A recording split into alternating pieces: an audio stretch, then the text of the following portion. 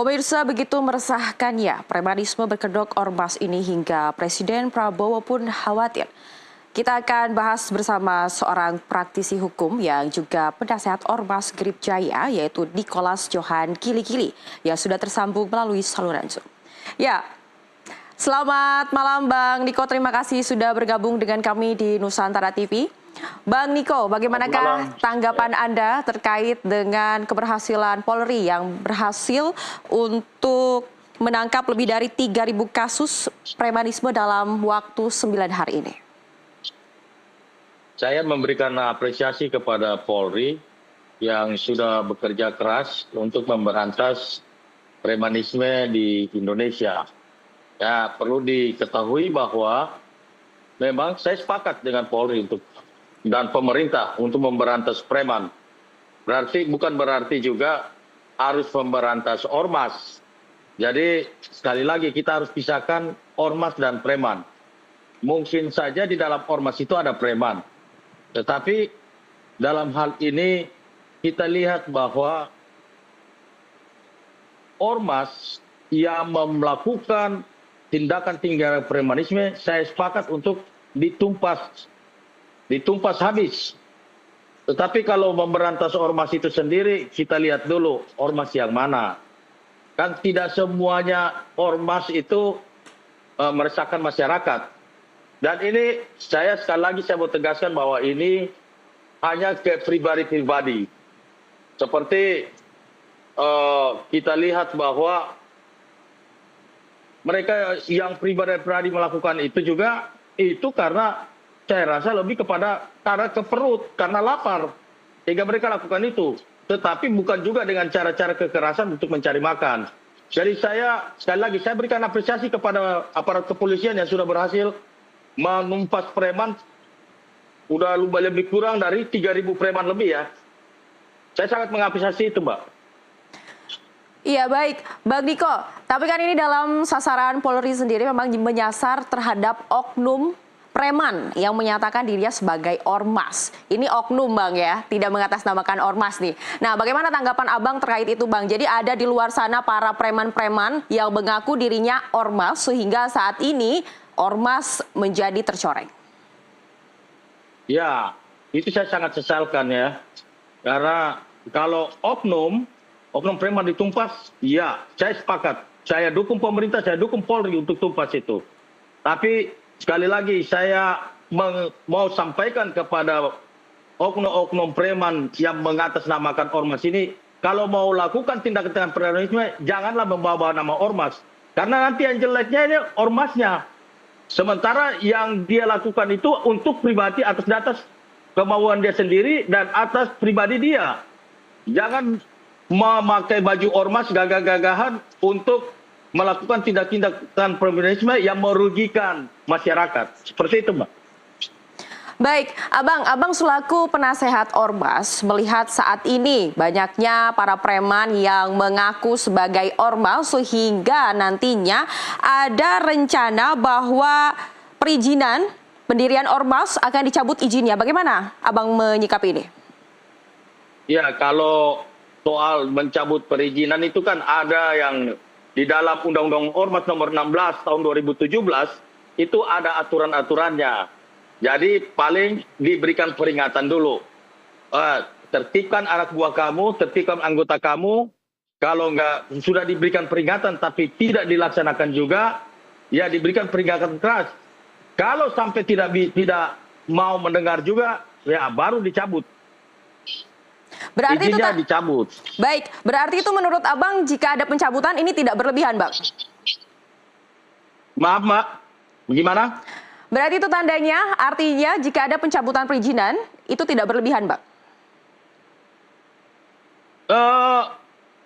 Kurang jelas, Mbak.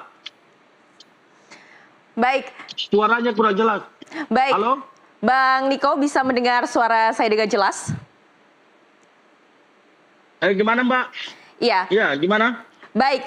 Jika nantinya ada pencabutan perizinan ormas, apakah itu tidak berlebihan? Bagaimana menurut Abang? Saya rasa sih kalau memang ormasnya tidak bisa diperingati, ya itu tidak berlebihan lah kalau dicabut izinnya.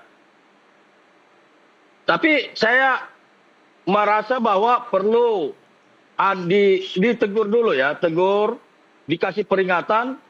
Nanti kalau dikasih peringatan nggak mau menertibkan organisasinya atau oknum-oknum ini, maka ya segera ditindak tegas saja, dicabut izinnya.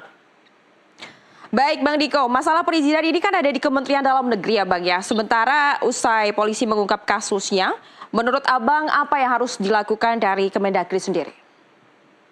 Nah, kalau menurut saya, ormas ini sebetulnya aset. Kalau dia dibina dengan baik, maka dia akan jadi aset bagi negara. Semangat ormas itu sendiri mendukung program pemerintah, menjaga ketertiban, menjaga keamanan, bahkan dengan bakti-bakti sosial, dia bisa membantu pemerintah di situ. Nah, tapi kalau misalnya sudah meresahkan, sudah ormas ini dia sudah melanggar anggaran dasar dan anggaran rumah tangga, tidak sesuai lagi dengan anggaran dasar rumah tangga, saya rasa ya segera ditindak tegas, dicabut izinnya, seperti itu Mbak.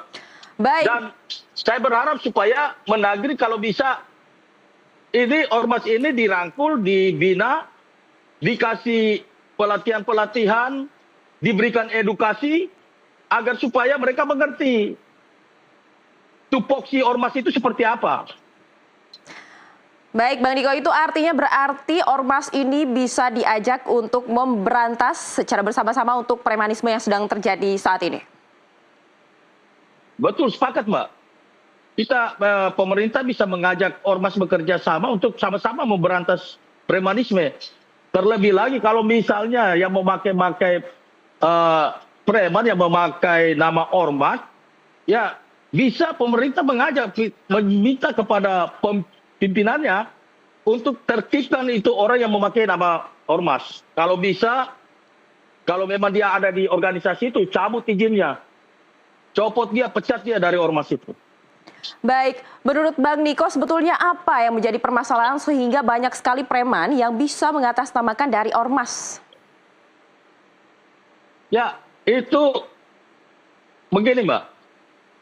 Banyak pada saat perekrutan preman-preman itu sebetulnya ketua ormas, ketua umumnya itu, dia hanya tahu pimpinan-pimpinannya saja.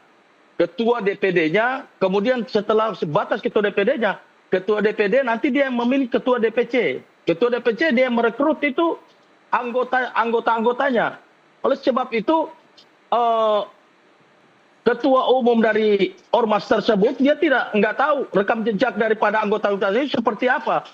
Nah, ke depannya saya berharap supaya ketua ormas juga mereka dalam merekrut anggotanya dia perlu seleksi dulu. Setelah diseleksi, dikasihlah pembinaan-pembinaan, pelajaran, edukasi yang baik, diberitahu tentang anggaran dasar, anggaran rumah tangga, tupoksinya seperti apa. Saya pikir itu.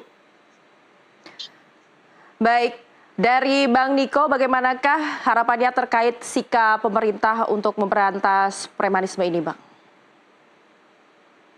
Harapan saya ya untuk menjaga ketertiban dan keamanan bangsa dan negara, terutama investasi-investasi yang ada di Indonesia, supaya tidak diganggu lagi oleh premanisme. Saya sepakat dengan Polri agar supaya ditumpas habis, jangan ada lagi premanisme di Indonesia ini. Baik, terima kasih banyak Bang Nicholas Johan Kili-Kili selaku pengamat hukum yang sudah bergabung dengan kami pada sore hari ini. Selamat melanjutkan aktivitasnya kembali, Pak. Sama-sama, Mbak. Selamat malam.